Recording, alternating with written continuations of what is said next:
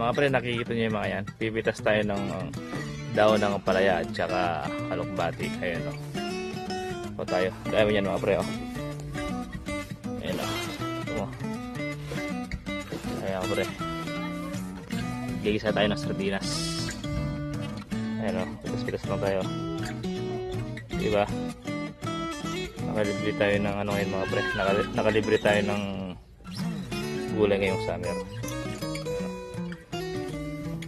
Ay maganda ng ano, meron kang halaman na halukbati, saka daon-daon ng mga palaya, saka daon ng sili mga pre. Napapakinabangan na natin yung mga daon ng sili, saka yung mga bunga. Saka yung mga bunga pre, marami na. Ayun o. Pagka nagsigang ka eh, talagang napapakinabangan na. Ayos na.